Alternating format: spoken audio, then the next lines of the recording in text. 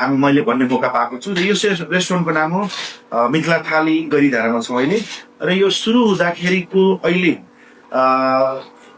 अवस्थामा योभन्दा नेक्स्ट डोरमा यहाँबाट अर्को पारिपट्टि मैले एउटा रेस्टुरेन्ट लिएको थिएँ।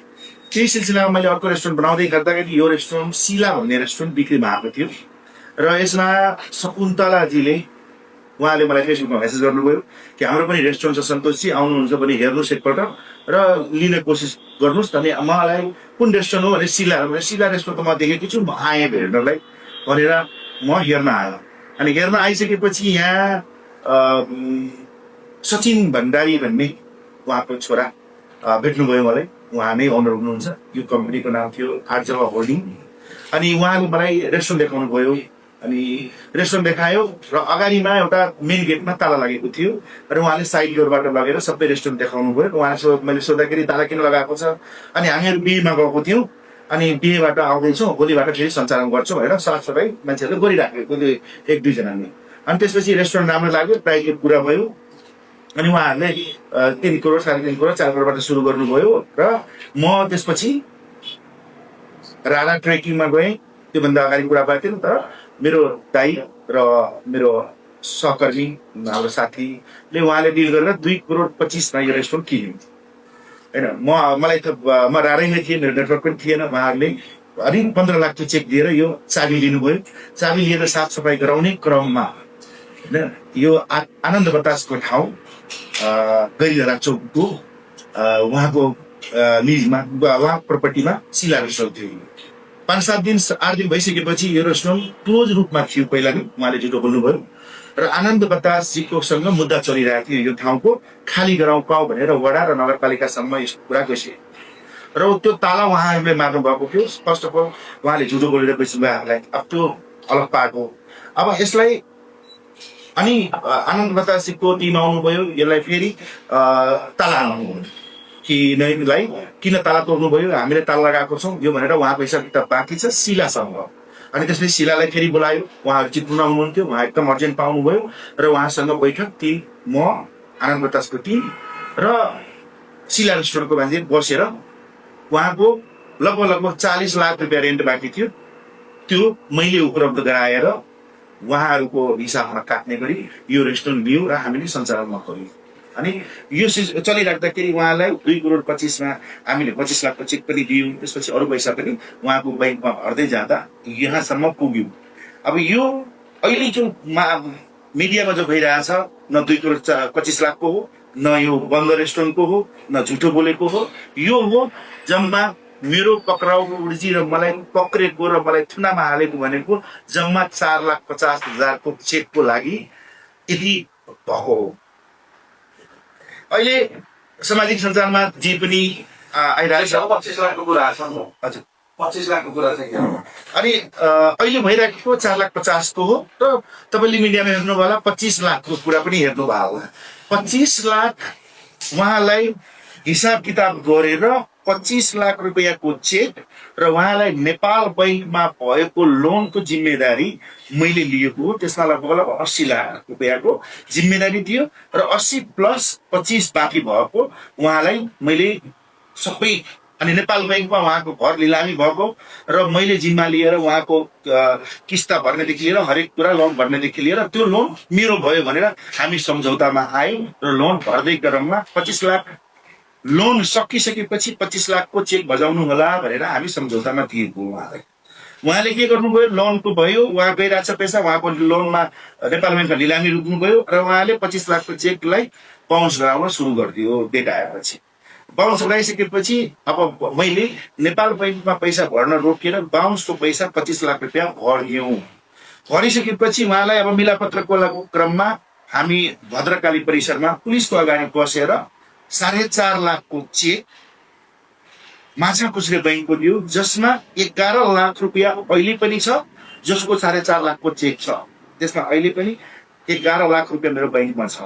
उहाँलाई भनेर दिएको त्यो बैंक तपाईँले 25 लाखको कारणले फ्रिज गराउनु भएको छ।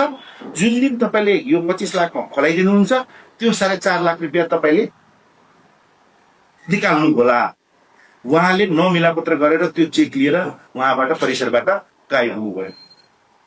त्यसपछि उहाँको पैसा पनि बैङ्कमा भर्दै गरेको क्रममा अनि अहिले यो 4,25,000 पक्राउ परेको छ। मैलाई लाग्यो कि जनकपुरबाट मान्छेले हाम्रो पुलिस प्रशासनले मलाई उठाएर ल्याएर पनि भएछ भने मलाई त 25 लाखको लाग्यो। एक दिन थुनामा फसिसकेपछि मलाई बल्ल थाहा भयो कि म 4,25,000मा यहाँबाट हाम्रो पुलिसको भ्यानमा 8 जना बसेर एक दिन 2 दिन त्यहाँ बसेर मलाई र मेरो दाईलाई समातेर लिएर आएको छ र 4,50,000 पुलिस प्रशासन पनि म भन्न चाहन्छु कि उहाँहरूले यदि मलाई एक कल गरिदिएको भए म यहाँ दौडेर आउँथेँ होइन। मेरो 3वटा रेस्टुरेन्ट छ यहाँ, टोटल 5वटा रेस्टुरेन्ट छ। कहीँ पनि कुनै म्यानेजरलाई पनि भनिदिएको भए कि तपाईँको पक्राउ पुर्जी छ, तपाईँको चेक पाउन्स भएको छ, तपाईँमाथि मुद्दा छ, तपाईँ आइदिनुहोस् भने म आउने मान्छे। लगत्तै 1 हप्ता पहिला नै भद्रकाली परिसरबाट मलाई फोन आएको थियो कि तपाईँको नाममा उजुरी छ सन्तोषजी, अनि मेरो विराटनगरमा रेस्टुरेन्ट ओपनिङको क्रममा म त्यहाँ थिएँ अनि मैले फोन उठाएँ। उहाँबाट पटक पटक 105 नम्बरमा आएर भेट्नुहोस् भनेर भद्रकालीमा भन्नुभयो। मैले उहाँलाई भने कतिखेर आउनुपर्छ, मलाई आज आउनुपर्छ भने म आजै फ्लाइट लिएर आउँछु, नै तपाईँ मन्डेको 11 बजी आउनुहोस् भन्नुभयो उहाँले। म मन्डेको 11 बज्नमा 5 मिनट पहिला नै उहाँको अफिसमा पुगेर मेरो नाम सन्तोष शाह हो, मलाई मेरो नाममा उजुरी छ भन्नुभयो। 105 तपाईँले फोन गर्नुभएको छ, यहाँ 105 मा म आएको छु, उहाँ उजुरीकर्ता, उहाँ तपाईँले धम्की दिनुभएको छ। अनि मैले भने के को म धम्की दिनु, त्यो त मेरो साथी हो, उहाँले त्यो आवेशमा आएर मेरो नाममा उजुरी दिनुभएको थियो। त्यहाँ हाम्रो कुरा भएर हामी त्यहाँबाट गएको छौँ र यो पक्राउ चाहिँ 1 महिना पहिला आएको छ। त यदि म भद्रकाली परिसरमा गएको छु, बोलाउनु भएको छ भने त्यो दिन किन पकाएर मलाई भित्र हाल्नु भएन, मलाई जनकपुरबाट उठाउने काम किन गर्नुभयो? त यो कुराहरू धेरै यसमा के लुकेको छ, किन भएको छ, किन फ्रेम गर्यो, अब यो सबै कुरालाई साइडमा राखेर म एकदमै पोजिटिभ छु। म कानुनको सम्मान गर्ने मान्छे हो, कानुन एक रति पनि तोड्ने मान्छे होइन। कानुन सबैको लागि सम्मान हो। त्यो कानुनलाई मर्यादामा राखेर म जनकपुरमा मलाई बचाउनु भयो, ध्यानमा ल्याउनु भयो होइन। फ्राइडेकै पक्रिनु किन पर्यो फेरि होइन? तपाईँ त एक दिन पहिला जानुभएको थियो, म पनि एक दिन पहिला त्यहाँ थिएँ। एक दिन पहिला नै मलाई हेर्नु भएको थियो, त फ्राइडेको 2 बजे किन वेट गरेर बस्नु पर्यो? कहीँ न कहीँ के प्लान हो? यस्तो एउटा बिजनेस व्यापार गर्ने एउटा इन्सपिरेसनल मान्छेलाई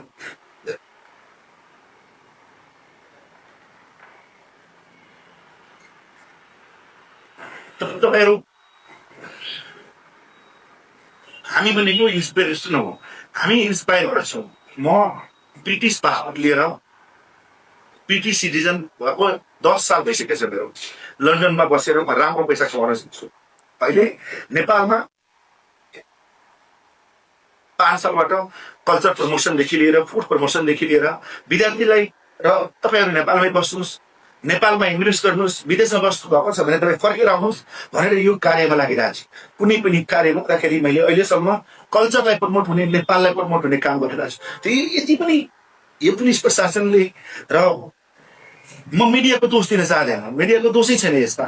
तपाईँले जे मेटेरियल दिनुभयो उहाँले त्यो राख्नुभयो आफ्नो हिसाबले, हरेकको नजर र हरेकको सोच्ने तरिका आफ्नो हुन्छ, उहाँले आफ्नो तरिका राख्नु। यसमा कमी कमजोरी कहाँ भएको भयो? तपाईँले के सुन्नु, जो रह्यो शकुन्तला अधिकारीको कुरा एक रति पनि कहिले पनि भनेको छैन तपाईँको पैसा हामी दिँदैनौँ। अब बिजनेस व्यापार छ, 240 जना हाम्रो पेरोलमा काम गर्छ। अहिले हामीले 240 जनाको रोजगार सिर्जना गरेको छौँ। अहिले हामी किसानलाई हेल्प गर्नेदेखि लिएर हाम्रो रेस्टुरेन्टमा 99% नेपाली प्रडक्ट हामी युज गर्छौँ। हाम्रो मोटो, हाम्रो स्लोगन नै त्यही हो, हामी नेपाली प्रडक्ट नहुने चिज मात्रै यहाँ अरू देशको प्रडक्ट, तरकारीदेखि लिएर बेसार, हर्दी, लसुन, एभ्रिथिङ नेपाली प्रडक्ट युज हुन चाहिए। अब त्यो कुराहरू मैले आफ्नो क्षमताको अनुसार, आफ्नो क्यापेसिटीको अनुसार, आफ्नो लर्निङको अनुसार हामी गरिरहेको छौँ। र यो 4,50,000 रुपियाँको लागि एउटा सेफलाई होइन तपाईँले ठप कट्याएको, यो तपाईँहरूको मिस्टेकले कि या जामुचेर हो होइन, या तपाईँहरूलाई यो फ्रेम गर्नु हो कि के हो भने अहिलेसम्म बुझ्न सकेको छैन। बट एकदम म ठिक छु होइन, यस्तो सिचुएसन आउँछ। तर मलाई चाहिँ कहिले आएको थिएन र म त्यो सिचुएसनमा पर्ने काम पनि गर्दिनँ। अहिलेसम्म लन्डनमा बसे 14 साल मेरो नाममा अहिलेसम्म एउटा सानो चिट पनि काटेको छैन, कुनै फाइन पनि लागेको छैन। इभन ट्रेन स्टेसनको बारेमा पनि फाइन लागेको छैन। नेपालमा पनि तपाईँ मेरो नामको मुद्दा खोज्नुहोस् कि केही आजसम्म कुनै पनि केही कुरा कानुनको विपरीत एउटा पनि हामी काम गरेको छैन। र हाम्रो कम्पनीमा पनि सबै स्टाफहरूदेखि लिएर म्यानेजमेन्ट टिमहरूलाई सबैलाई भनेर कि कानुन भनेको सबैभन्दा ठुलो कानुनको मर्यादा गर्ने हाम्रो काम हो। हामीले मान्नुपर्छ कानुन, र कानुनभन्दा ठुलो कोही पनि होइन। अहिले पनि त्यही गरिरहेको छु र अहिले पनि म कानुनको मर्यादामा रहने गरीमा बोलिरहेको छु र कानुन सबैको लागि बराबर छ र कानुनलाई रेस्पेक्ट गरेर नै त्यहाँबाट जनकपुरबाट यहाँसम्म म आएको छु र हामीले सम्मान गर्नुपर्छ। अब रह्यो उहाँको पैसाको कुरा, कहिले पनि कसैको पैसा नदिने भनेकै छैन। अब रह्यो अब मिडियामा भाइरल भइरहेको छ एउटा सानो क्लिप, 7 सेकेन्डको क्लिप। क्यान यु जज समन बाई 7 सेकेन्ड क्लिप? 3 घण्टाको कन्भर्सेसनमा उहाँले जिउमा थुक फालिदिनु भएको छ मेरो, थुक फालेर अनि त्यसपछि त्यो भिडियो काटिदिँदै अनि थुक फालेपछि तपाईँ एउटा छोरा मान्छे उसको हामीले अनि त्यो 2जना जो दिदीहरू छन् होइन, शकुन्तला छन्, त्योसँग हाम्रो केही लेना देन छैन। उहाँहरू अत्यारी प्राप्त उहाँको छोरासँग डिल हो हाम्रो होइन। उहाँहरू आएर टर्चर दिने, स्टाफलाई हल्ला गर्ने, पुलिस यहाँको मालिगाउँ पुलिसमा गएर तपाईँहरू टाइम मिल्यो भने कहिले जानु होला, सोध्नु होला कि उहाँहरू 25 पल्ट हामी गइसकेको छु त्यहाँ उहाँलाई लिएर, 25 पल्ट हो हल्ला गरेर। अब 7 सेकेन्डको क्लिपमा कसैलाई जज गर्ने हो? त्यसमा पनि 7 सेकेन्डकोमा अब प्रेसर छ। अब तपाईँ कसैको तपाईँको जिउमा थुक फाल्ने भने कसैले के गर्नुहुन्छ? तपाईँको रेस्टुरेन्टमा तपाईँको स्टाफको अगाडि, तपाईँको टिमको अगाडि होइन एउटा तपाईँले नसोचेको कुरा गरिदियो भने हुन्छ त? त्यो अब मैले भन्न खोजेको कि मैले I do respect every single people. आजसम्म लाइफमा कसैलाई त, तिमी होइन तु भनेको छैन होइन। अब म कसैलाई डिसरेस्पेक्ट गर्ने हो? कोही पनि फिमेल मेरो आमा जस्तो हो उहाँ शकुन्तलाजी, र कहिले पनि शकुन्तलाजी आउनु भएको छ यहाँ, उहाँलाई कहिले पनि पानीदेखि लिएर हाम्रो स्टाफलाई सोध्नुहोस्, म्याम पानी खानुहुन्छ, बस्नुहोस्, चिया खानुहुन्छ, खाना खानुभयो भने डिके सरदेखि लिएर एभ्री सिङ्गल स्टाफले आजसम्म त्यसलाई कहिले पनि अभद्र व्यवहार र कसैले पनि गरेको छैन। अर्को कुरा एउटा अर्को अस्ट्रेलियाको एउटा बहिनीले 3 लाखको चेक उ गरिदियो, यो गरिदियो, उ गरिदियो, सब गलत कुरा हो। छ भने त्यो चेक देखाउनु न, हाम्रो कम्पनीको हो त 4 लाखको चेकमा यति हङ्गामा भएको छ र उहाँ लयरलाई मैले थर्काएँ, उहाँ यो गरे, नो सबै रङ कुरा। यो थर्ड पार्टीको चेक हो, उहाँसँग मेरो कुनै पनि चेक छैन। लेनदेन सबैको हुन्छ, हाम्रो पनि लेनदेन छ, यहाँ पनि सप्लायरहरूको लेनदेन छ। थ्याङ्क यू जति पनि सप्लायर हुनुहुन्छ, बिडिपी हुनुहुन्छ, अस्कर हस्पिटालिटी हुनुहुन्छ, हार्दिक किचन हुनुहुन्छ, उहाँले यति सपोर्ट गर्नुभएको छ हामीलाई होइन। हाम्रो आनन्द बताजी हुनुहुन्छ, हाम्रो ल्यान्डलोडहरू 3टै रेस्टुरेन्ट 4 रेस्टुरेन्टको हुनुहुन्छ होइन, शरदजीकाजी, विश्वनाथजी, यिनीहरूले सबले सपोर्ट गरेर हामीलाई एउटा कहिले पनि मोरल डाउन गर्नु भएको छैन। तर यो कहाँबाट के भयो, but I will not give up होइन। यो एकदम म मेरो बाटोमा लाग्छु। मेरो कसैले पनि मलाई लाग्दैन कि मेरो जो ट्यालेन्ट छ त्यसलाई किल गर्न सक्नुहुन्छ। मेरो नामलाई किल गरेको हो तपाईँले होइन, मेरो नामलाई डिफ्रेन्ट गरेको, मेरो ट्यालेन्ट गरेको खाना बनाउने ट्यालेन्ट। म खाना बनाएकोबाट म सन्तोष शाह हो। मेरो यो फेम मेरो मिडियाले मेरो सन्तोष शाह बनेको होइन, मेरो ट्यालेन्टले भनेको हो। You will never kill my talent होइन। त्यो ट्यालेन्ट म फेरि आउँछु र फेरि पनि म राम्रो गर्छु र अहिलेसम्म नेपाललाई रिप्रेजेन्ट गर्ने काम गरेको छु। मेरो विद्याबाट, मेरो खानाबाट, मेरो ट्यालेन्टबाट that will be continue more. अनि अहिले पनि म तपाईँहरूको माया पाउने आशामा हुन्छु र नेपाललाई र नेपाली फुडलाई, मेरो कल्चरलाई, मिथिला कल्चर, नेपाली कल्चरलाई विश्वभरि लग्ने मेरो जो ठुलो छ त्यसलाई म कहिले पनि गिभ अप गर्दैन। यो एकदमै मेरो लागि सानो चित्त मात्रै कहाँ पुगेको छ भने यो 4,50,000 जनकपुरबाट उठाएर ल्याइदिनु होइन। यसको कहाँबाट एरर हो यो मलाई पर्यो, म ठिक छु, म एकदम स्ट्रङ मान्छे छु, म यसबाट आउन सक्छु बाहिर। मेरो गाउँमा अरू मान्छे भइदिए पनि सुसाइड गरेर भन्छ होइन। फिल्म भनेको जसले फेमलाई नै रोजीरोटी बनाएको छ, म फेमलाई रोजीरोटी बनाएको छैन नि त। जसले फेमलाई नै रोजीरोटी बनाएको छ भने त्यसले कसरी होला? तपाईँले कसैलाई मर्नमा बाध्यता गरिदिनु भएको छ। यस्तो कुराहरूलाई यो सरकारले हेर्नुपर्छ। यो 5 लाख 10 लाख 2 लाख 50,000मा म थुनामा पर्दाखेरि सबै लगभग त्यस्तै काण्डमा आएको छ। अब त्यसलाई सरकारले कसरी रोक्ने? अब त्यो तपाईँहरू पनि कायो होइन। तपाईँहरू म कोसिस गरौँला कि मेरोबाट फेरि पनि यस्तो सानो सानो एररहरू नहोस् होइन, ठुलो एरर पनि नहोस्। एक्चुअली म गरेको पनि छैन। र we should have inspirational people होइन, कि इन्सपाइरिङ पिपललाई र रेपुटेसन भएको पिपललाई डिफ्रेम नगर्न दिन म अनुरोध गर्छु। र यसमा एउटा प्रसङ्ग जोड, जस्तो हजुर बेलायतमा मास्टर सेफ पनि भइसक्नु भएको, त्यहाँको 5 स्टार होटलमा एक्जिक्युटिभ सेफ पनि भइसक्नु भएको, माइन्ड चाहिँ के हो तपाईँको? हेर्नु, म लन्डनमा बसेर लन्डनको पासपोर्ट होल्ड गरेर र अहिले पनि म एनआरएन कार्डमा बसेर यहाँ काम गरिरहेको छु र एकदम इन्सपिरेसनल काम गरिरहेको छु। यो घटनाले मलाई फर्काउँदैन कहीँ पनि म फर्केर जानेवाला छैन र कहीँ पनि म यहाँ नफर्किने तरिकाले नेपाल आउँछु। यो सानो घटनाले र एउटा कुनै पनि इन्सिडेन्टले मलाई फर्काउँदैन। म यहाँ बसेको भनेको इन्सपायर गर्नलाई, नेपाललाई रिप्रेजेन्ट गर्नलाई, र जतिजना यो भिडियो हेरिराख्नु भएको छ यो घटनाबाट तपाईँहरू चिन्तित हुनुभएको छ नेपालमा इन्भेस्ट गर्ने कि नगर्ने, नेपाल फर्केर जाने कि नजाने, प्लिज आउनुहोस्। यो नेपाल यो घटनालाई देखेर तपाईँ जज नगर्नुहोस्। यो सानो घटना हो, यसबाट कहिले पनि तपाईँ मोरल डाउन नगर्नुहोस्। मैले त गरेको छैन, तपाईँ आएर हेर्नुहोस्। नेपालमा एकदमै राम्रो अपर्च्युनिटी छ, नेपालमा एकदमै पोटेन्सियल छ, र यहाँ इन्भेस्टमेन्टको तरिकाले र फर्केर आएर बिजनेसको तरिकाले र यहाँ बस्नेको वातावरणको हिसाबले एकदमै राम्रो छ। अब हरेक कन्ट्रीमा कुनै एररहरू हुन्छ, किन हुन्छ, सिस्टम हुन्छ, बन्दै जान्छ। वी आर ग्रोइङ, नेपालमा छौँ र चेन्जिङ नेपालमा छौँ र अहिले पनि बेटर छ। म कहीँ पनि फर्केर जानेवाला छैन र म हरास खाएको छैन र खानेवाला पनि छैन। अब एउटा अर्को प्रश्न अलिकति हुन त क्वाइट फरक प्रश्न हो यो सिनारियो भन्दा। नेपालको धेरै सेलिब्रिटीहरू कन्सर्टमा कहाँ कहाँ जानुहुन्छ, त्यस्तै हजुर चाहिँ आफ्नो फुडको पपअप प्रोग्रामलाई लिएर वर्ल्ड टुर गर्नुहुन्छ र धेरै कलाकारहरूको चाहिँ पैसा उठ्न बाँकी छ, गाह्रो छ भन्नुहुन्छ। तपाईँको फुडको प्रोग्राममा चाहिँ के छ? तपाईँ सोझो भएर पैसा उठ्न बाँकी छ कि उठिरहेको छ, कस्तो छ? अब लेनदेनको कुरा गर्ने हो भने अब सबैको भने नि मैले मलाई पनि दिनुपर्ने बाँकी छ भने मलाई पनि दिनुपर्ने धेरै बाँकी छ। अब मैले लगभग 25वटा कन्ट्रीमा मैले नेपाली फुड रिप्रेजेन्ट गरेर यो 2 सालको भित्रमा आइसकेको थियो। मेरो मन्डेको अमेरिकाको फ्लाइट थियो फुड प्रमोसनको लागि मात्रै क्यालिफोर्नियामा, होइन। अनि हाम्रो मलाई यो एयरपोर्टबाट रोक्का परेर थाहा पाएँ र त्योभन्दा पहिला थाहा पाउनुभन्दा पहिला भित्रै नै थुरिसक्नु भएको थियो उहाँहरू। अब यो क्रममा मेरो अब जस्तो कि अब भने नि मलाई दिनुपर्ने पैसा पनि छ, त्यसको सबैको पैसा यो हामी रेस्टुरेन्ट छौँ, 5वटा रेस्टुरेन्टमा सप्लायरको लेनदेनहरू चलिरहेको हुन्छ। तपाईँहरू नआत्तिनु पाउँछ, हाम्रो पनि पैसा आउँदैछ। मैले अब मेरो लिनुपर्ने पैसा भनेको यही नेपालमा पनि तपाईँले हेर्ने हो भने मेरो पैसा धर्म पाण्डेसँग छ, जो सेफ नेपालको छ, उहाँसँग 85 लाख रुपियाँ जति मेरो लिनु छ। 25 लाख रुपियाँ उहाँले अर्को कमिटमेन्ट गर्नुभएको छ।